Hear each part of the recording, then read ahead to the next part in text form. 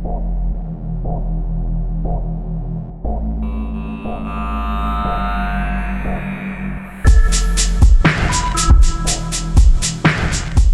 all been going swimmingly well. You've had this 3 or 4 day journey up to the South Col, and suddenly, you know, the wind is taken out of your sails. You feel a bit forlorn, actually.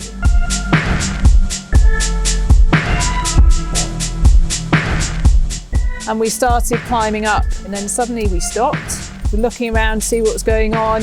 Somebody had just kind of run out of energy and was just stopped. And when they just stop, it means everybody behind them. It's like being on the M25.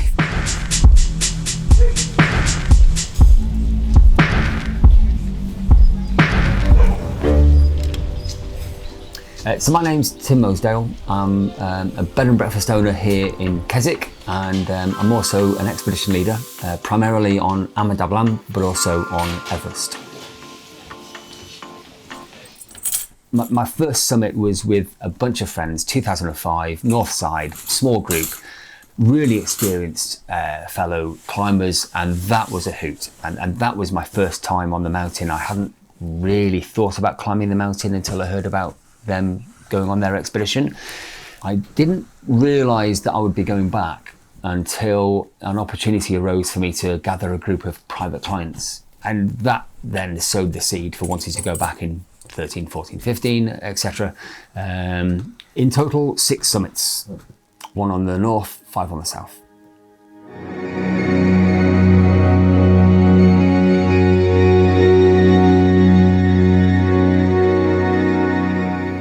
It's an immense expedition, just one of the best places to be in the world. You're walking in the footsteps of the greatest mountaineers in the world, and it's appreciating that, I think, that is really important.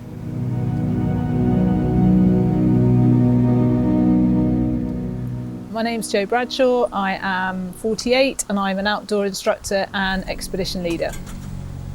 I'd been told a lot earlier on in my life that I wasn't capable of doing stuff. You know, I'd never climbed in. I didn't even want to climb Snowdon once, sort of before I hit my late 30s, and I've packed a lot in since then and made sure that I've had the right guidance and been with the right people with the right experience. And it was really the beginning of 2014 where I made the decision to go for it in 2015.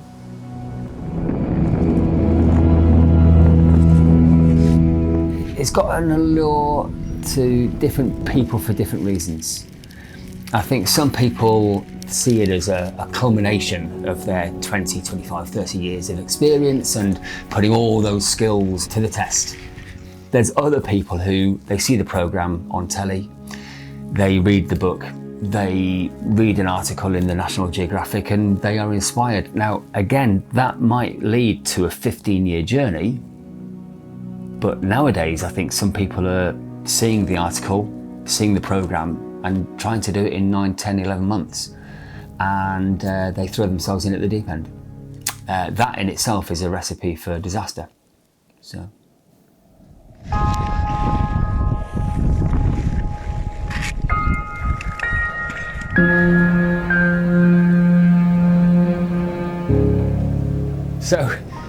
The queues, I mean, there have been queues before.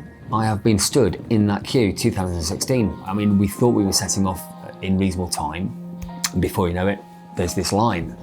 You feel a bit forlorn, actually. You just suddenly, you know, the wind is taken out of your sails. It's all been going swimmingly well. You've had this 3 or 4 day journey up to the South Col. It's all getting exciting. We're going to be opening those Christmas presents soon. And yeah, you arrive into... Yeah, you then have to deal with that situation. Every step I take, every step I move my toes, just to try and invigorate that circulation. Every time that I feel my fingers getting a little bit chilly, I'll pull my fingers out and maybe warm them up. I'm thinking about every so often the opportunity to have a jelly baby. Other fruity sweets do apply. So jelly babies were great. I remember putting my headphones in, or my earphones in one ear, and Black Eyed Peas came on, Tonight's Gonna Be a Good Night. So I was like, right, here we go. And we started climbing up, and then suddenly we stopped. We're looking around to see what was going on, and then somebody had just kind of run out of energy and was just stopped. And when they just stop, it means everybody behind them. It's like being on the M25. The person that's at the front of this particular queue, and then there'll be a gap and there's another queue and then there's another, the person at the front is holding up all these people. When they rested, if they just stepped over the rope, because you all tend to be on the same side of the rope. That's how the terrain is lying, and that's how you would naturally be. And if they just stepped over the rope, and people could just Jumar up along, thank you very much, past them, keep on going, they get a rest, they get past. These people aren't going to hold up that person, and then eventually when they're rested, over there. But they don't, because they don't have that awareness, because they probably haven't been there before, they've probably not been in that situation before. So they just go up the rope a few steps and stop. And you Jumar up a couple of steps and then you wait. And then you Jumar up a couple of steps and then you wait. And 3 hours later, you wake up and you go, I've got cold hands. Or I'm really thirsty. Or my oxygen's run out. That shouldn't happen. I could either stand there going, oh, these people are ruining my chance, or I could go, okay, this is how it is. And I need to, with Georgie and Rolf, work out a strategy of keeping going safely and not getting caught up in that scenario. Here's an example of the kind of people that sometimes you find yourself queuing behind. And it looks innocuous enough initially, but we've got crampons on the wrong feet. And clearly that's a safety issue, particularly with metal toe bale crampons. We've got quick draws on a harness, and you just don't need quick draws on Everest. It's just unnecessary weight and clutter. We've got a helmet on a rucksack instead of on a head, and it's really steep terrain here. And we've got a rucksack that's open and the contents are spilling out, and he's just about to lose his sun cream amongst other items. And I'm sorry, but people like that person is a liability to themselves and therefore a liability to everyone around them. But it's having that experience and knowing when to turn around. Even if you can see the summit, if you don't have enough oxygen, you are going to be in a whole load of trouble if it runs out. And that's the stuff that's going to keep you alive, and your fingers and toes attached. And people do get into a queue and go, you know what? Too late, too slow, I'm too cold, and they turn around. But I think a lot of people would find it very difficult, having come that far and paid that much money and told all those people on social media what they're doing.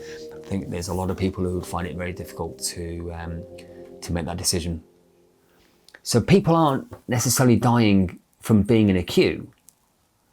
They're dying maybe because of the fact that they've run out of oxygen.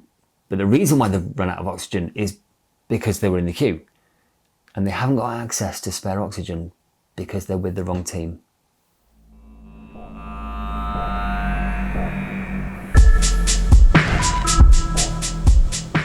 I think it could be accessible for everybody if they have the right skills to go and do it. What I find disappointing is when people want to go and climb Everest to bag it and brag it. Mountaineering shouldn't be about that. It should be about the challenge and the skills and the beauty of where you are, and being part of a close-knit small team for me is really important. What is the solution? Do you limit the numbers? Well, who's to tell Nepal how to run their business? We can't even sort out our own politics and issues at home, let alone telling Nepal how to manage their Ministry of Tourism. So, limiting the numbers would be, I think, very difficult.